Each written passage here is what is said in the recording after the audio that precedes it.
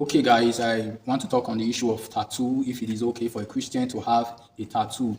The thing is that I really wanted to treat this along a major topic. I was preparing ahead about the Mosaic laws, the laws that God gave through Moses. I was preparing a video for that, but I've not shot it. And I really don't want anything that will interrupt the Jehovah Witness series I'm already on. So I just wanted to finish that one first before going into that topic. But since this issue of tattoo came up in Nigeria when Pastor Kingsley Okonkwo did a tattoo and it has sparked up different reactions in the country, I just want to quickly bring out something about that tattoo, just the tattoo area. I just want to talk about the tattoo part very briefly. I will leave the major topic about the laws of Moses, the laws that came through Moses. I'm going to first tell us what I see in the Bible concerning tattoos and if it is a sin or not. Then I'm going to tell us what I think about this case of Pastor Kingsley Okonkwo drawing tattoos on his body, on his arm. So talking about tattoos as a Christian, the passage that people normally use is Leviticus 19 verse 28, where it just spelled it out correctly that you should not put any mark on your body, for the dead, and then don't draw any tattoo on your body. I believe that tattoo is not a sin. The Bible does not condemn tattoo in itself. Yes, the condemnation that happened in Leviticus 19 verse 28 was in a particular context, the context of pagan worship, drawing marks on your body, drawing tattoos on your body for the dead. It was a ritual, yes, for pagan worship that was common then in the time of the Israelites. And so it was in that context that the law came forbidding Israel as a nation for drawing marks on their body for serving those other gods, for those ritual purposes and all of that. So I believe that tattoo is not a sin. But if you think otherwise, I'm going to ask you, that same passage, Leviticus chapter 19, drawing, other things were condemned. Yes, other things were condemned there, and I'm surprised why you don't pick those ones and say those ones are sinful. For instance, in that same passage, chapter 19, God spoke against mixed fabrics, using different materials of cloth to sew your clothes. Yes, that was also condemned, that you should not use different materials to sew your clothes. And I know that many of us will do it. In that same passage, the Israelites were also told not to trim their beards. Like, don't trim your beards. Don't trim your temple. Like, when you go to your barbering salon and you are done cutting your hair, you now trim around the side of your hair, the side of your head. That same passage also spoke against it, that the Israelites should not do it. All right, but today we do it because we are not in that time, we are not in that culture, we are not under that law. You understand? In this one you can relate.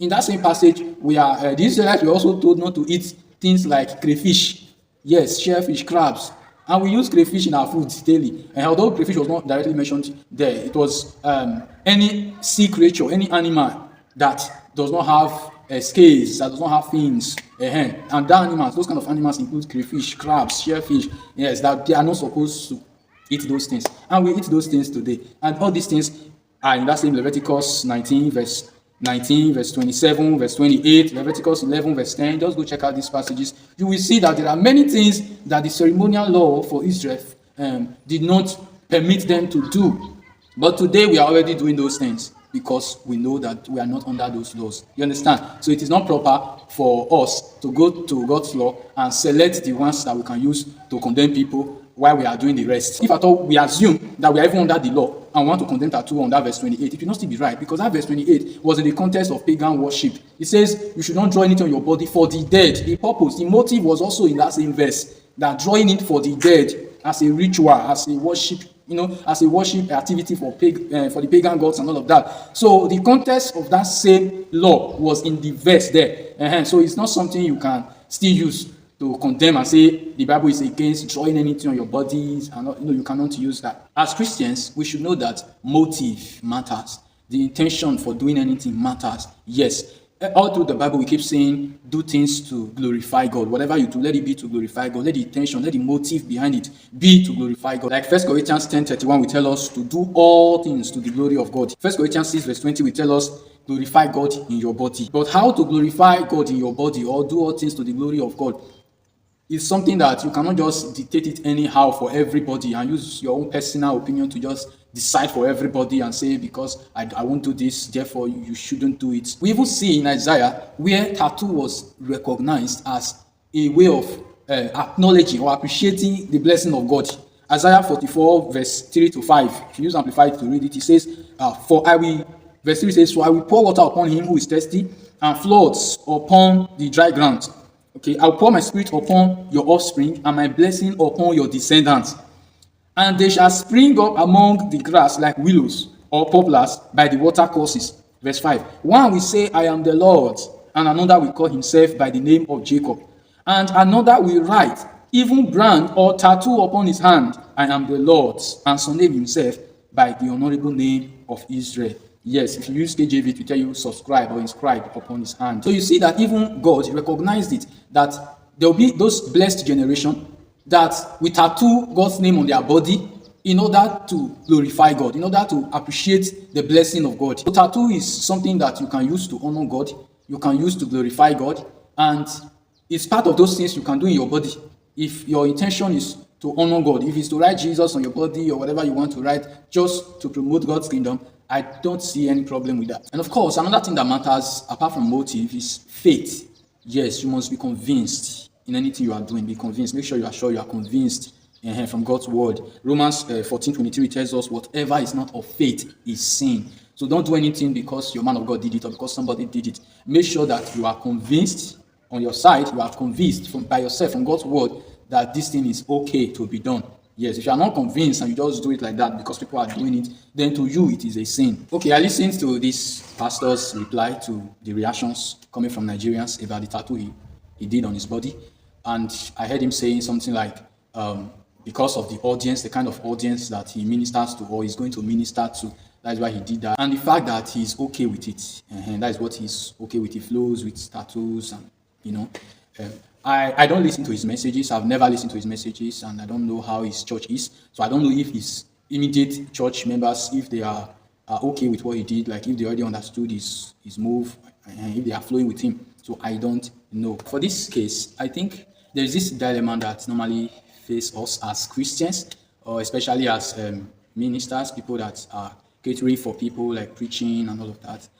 And the dilemma is this. 1 Corinthians 9 tells us how Apostle Paul will behave like the Jews when he wants to preach to the Jews, or behave like Gentiles when he wants to preach to the Gentiles, adjusting, doing some certain things that are not sin, but they are practices that are unique to the people he wants to preach to. And so him getting involved in those things so as to win them, in order to save them.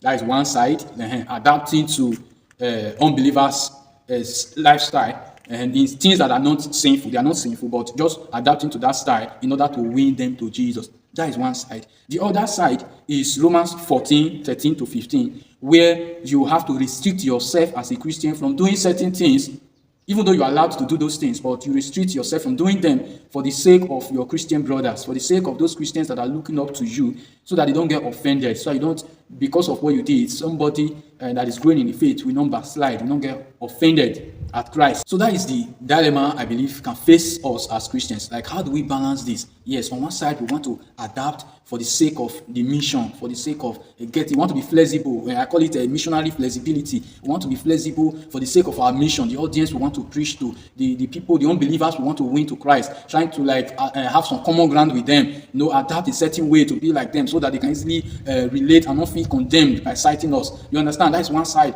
And then trying to also restrict yourself from doing certain things so that you don't offend your Christians. How do we balance these things?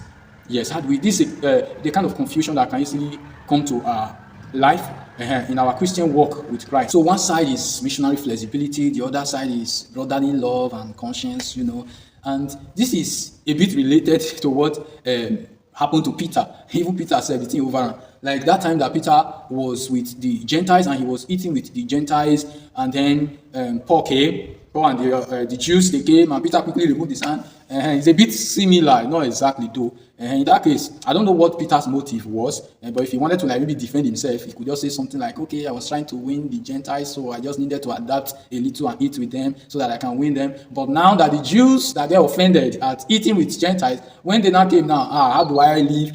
How do I balance my life? You understand? And this can look like a double life. It can look as if you are a hypocrite. You are living a double life. Yes, for instance, if you go to a community, a region where people wear rugged jeans, that is their culture. They dress in a certain rough way, gangster way, and you want to minister to in that place for a long time, you may have to adapt. Yes, because of that mission, to dress like them so that they don't get repaired when they see you. You understand? And then when you come back to your own community where you have your Christian friends, your church, and you have to come back to your normal corporate wears and suits, it now look as if you are living a double life. And a Christian that does not understand may see you, may travel to that region where you are doing your missionary work, and see you there wearing some rugged clothing, and we now start concluding that you are living a double life and be like, see this guy that at home is always on suits, is always on corporate wears. Look at how you are dressed here and all of that. So because your fellow Christian brothers are not here, that's why you are dressed like this. You are a hypocrite. You are living a double life. This is the trap that a Christian can easily fall into in an attempt to do missionary work and also protect his Christian brothers from getting offended and all of that on issues that are not sinful in themselves. Yes, but when you do them with wrong motive, they become sinful. So how do we balance these things? First of all, I think the question we should ask ourselves in trying to balance this whole thing is, this adaptation I'm about to make, this new thing, this thing I'm about to do, all right, is this something that is necessary to win these people? Yes, the unbelievers I want to preach to. Is this thing, is it necessary? Is it something that if I don't do it, the people will not get saved? They will reject my message, they will reject me, they will never welcome me? Is this something that is so necessary? Because the time Apostle Paul made that statement of adapting to people, it was not when it was optional. It was something that it was a critical situation. If the thing is something that is critical to the salvation of those people, that is when you think of making that adaptation. But if it's something that is just optional, the people, it's not as if they are requiring you to do that. It's not as if they will not still accept you if you come the way you are, if you don't do it. If it's that kind of thing, I think we should focus more on trying not to offend the Christian community, the majority of Christian community that do not agree that thing is okay for you to do them. So the goal is to save people. Yes, the goal for adapting, doing certain things that are not sinful in themselves, but are not common practices among Christians, especially in your culture, in your area. You understand? So the goal of making those kind of changes is to save people. Listening to what Pastor Kingsley said, I listened to his whole reply on the issue. And the part I was okay with is where he said, okay, because of the audience he's going to minister to, maybe that is very common and he just wants to put on that so that he will easily have access to them, to preach to them. Okay, I don't have a problem with that. But where I did not really like about his reply was where he said something like, if you are not okay with my action, go and drink juice. Well, you can say that to the ordinary Nigerians, okay, but I believe that statement is not for his church members or his Christian community. Because if it's to your church members, your church members, they deserve explanation. So you don't have to, no. So if it's to the normal Nigerians, I don't mind those ones. They will criticize, just the other Nigerians will criticize anything, yes. But if it is to your own Christian community, you don't have to make that statement of, if you don't agree with my action, go and drink juice. No. You are a public figure. Yes, I believe he has plenty of people that listen to him, that watch his message, that listen to his message and follow him. And so you are a public figure, and your actions must always put the possibility of other Christians getting offended in consideration. Yes, you have to always put that in consideration as a faithful and loving minister of God. So you have to ask yourself first, before you make that adaptation, this thing I'm about to do, is it going to hurt the conscience of my church members, my spiritual children, especially based on that position that you occupy? Is it going to hurt them? That's why we even suggest, in case of next time, it will be better you explain ahead before you do it. Maybe you, in one of your sermons, or you just find time, you explain the topic of tattoo. You explain the topic of tattoo to your church members, let them understand it biblically, the way it is, and all of that, and then still let them know ahead that there is a possibility of you doing it, and it is for this particular purpose, it's for this particular reason, for mission's sake, for where you are traveling to, for the environment you are going to be preaching and doing this kind of things. So if you explain to your spiritual children, your church members, and the people that are watching you, you explain ahead. I know that it's not everybody that will agree with you. Some, at least people will go and be doing research about these things, studying the Bible. Some will later agree with you, some may not still agree with you. But then, when you now later finally do this thing that you've done now, doing the tattoo on your hand, by then people will understand. Many people will understand why you did what you did. Even the people that do not agree with you, the time you explained it in the Bible before, the time you explained it, when you now do it now, the reaction will not be that serious, that's damaging. Because if you do the action first before trying to explain, the many persons that may get offended or get depressed because of who you are to them or what you mean to them, they may not be there when you start explaining. That is the thing. And thank God it's even the issue of tattoo now. What if it's other more serious situations? And then somebody now just go and get depressed, maybe kill himself, something like that. And then before you now start explaining, the person is already gone. You get. So maybe before we take actions like this, the position you occupy as a public figure and people that many persons are looking up to, both those that agree with certain things, those that don't agree with it. Maybe you prepare the heart of people ahead, especially your people. And I don't know, I don't listen to your messages, so I don't know if you've already done all this. I'm just saying it in case, maybe for other persons that may want to also do the same thing or similar thing. Yes, so it's better you explain to your congregation ahead so that they can be prepared of what is coming. It's very risky to just surprise everybody, surprise your church, surprise all your spiritual children with some weird actions and with the mindset that you will explain later. And because even if you give a wonderful explanation that is so legit and amazing, it may be too late for some people that may have backslided already or may have taken some crazy actions already out of depression, especially in this world where many Christians easily get possessed with men of God, you understand? And so these kind of things can be very dicey at times. Again, you may want to ask yourself, is this thing I'm about to do, is it reversible? Is it reversible? It's a very important question. It's not just any adaptation we can just make. I think we should examine the kind of adaptation we're about to make. Is it reversible? Or is it something that is permanent to such a point that we cannot hide it, we cannot cover it, we cannot undo it, it cannot be reversed? If it's something that is going to make us forever subject to it, like 1 Corinthians 6 verse 12 will tell us, says, I will not be brought under the power of any, or I will not be a slave to any, like of these actions or any changes, you understand? So you have to ask yourself, is this something that I can easily reverse when love demands it? Okay, because if it's about wearing a shirt, a dressing in a particular way, like wearing rugged clothes, gangster style of dressing in a particular region for the sake of missions, if it's about that one, I know that you can do that one, and when you are done with your missions, preaching to those kind of persons, and when you come back to another group of people that hate that kind of dressing, you can easily change your dressing, stop those clothes, and start wearing corporate clothes and suits. You can easily freestyle and change. You get. If it's about food, like the case of Apostle Paul now, the changes he mentioned in his own case, they were not permanent changes. They were temporal changes that you can easily reverse, like the case of food. If it's in a particular region, you can eat certain food with them. If it comes back to another region that hates those food, of course you too will avoid those food. The same thing with culture, dressing. Those are things that can easily be reversed as a missionary. Yes, because you can be crossing paths with different groups of people. With people that love tattoos, that cannot do without tattoos, that will only listen to you when you have tattoos. It's possible to have those kind of persons. And you will also cross paths with people that will hate or be irritated at tattoos, very offended at tattoos. So you can cross path with any group. That is the problem. But except the extra work you may have to be doing now is to maybe leave your tattoos open when you are in that environment of people that love tattoos, that can only listen to you when they see tattoos. And then when you come to maybe people that hate these things, that get irritated, get offended just by seeing those tattoos, you can decide to now wear maybe long sleeve or something, just cover yourself up in that environment. Maybe that may not be the extra work you now have to be doing. When he explained why he did what he did, he mentioned two things. First, because of the audience that he's going to be ministering to, the kind of audience that he has.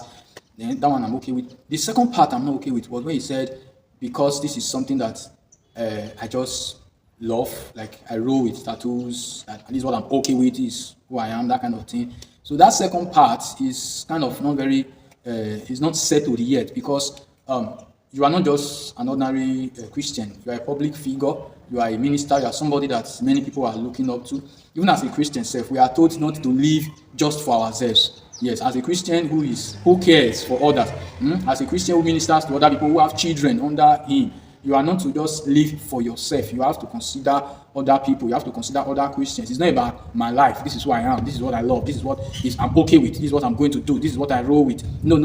That is not how you should live as a Christian, especially as a minister, a public figure. There are many people you have to always be thinking about, like you don't want to offend them, even though that thing is not a sin. But because those persons may get hurt, may get offended to the point of backsliding, just because of those things, it is enough for you to restrict yourself from doing those kind of things. Yes, not because you cannot do them, but because of love for the sheep that you are leading.